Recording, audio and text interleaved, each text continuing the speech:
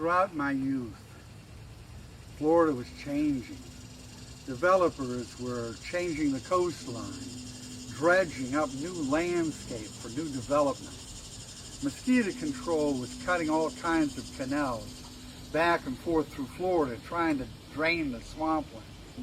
And everywhere the big shovels went, and everywhere the dredges went, they dug up the earth and they laid bare fossils galore. You can't even imagine how some of these places looked. They were just literally littered with bone material.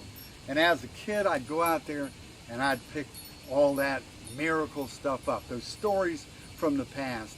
Shark teeth that were this big from the Carcharodon megalodon, horse teeth by the bunch, and bison teeth and glyptodon bones and scutes, animals that nobody's ever seen before came up with those dredges. What an amazing thing they were offering us as far as the image of Florida goes.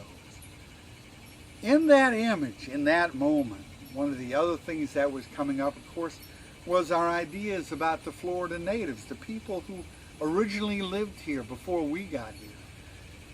You know, it must have been an amazing world that they came into, living here in Florida among all these big animals. There were saber-toothed cats here, and American lions that were bigger than African lions, short-faced bear, dire wolves bigger than modern wolves.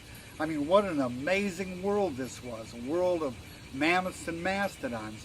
But with all of these animals, there were people and human emotions that actually experienced what these animals were all about. And I imagine these animals were hunted. Actually, to tell you the truth, at one point when I was younger, I found the evidence of some of these animals, of some of the hunters and what the hunters left behind. But as time went on, our people here in Florida, the native people here in Florida, adapting to this incredible environment, learned how to be more and more sophisticated. They moved into cities and they began trade with other people from around the central Florida area, or North Florida, or South Florida. And after a while, this bay would have teemed with canoes. What an amazing place this must have been, where people were trading all kinds of goods.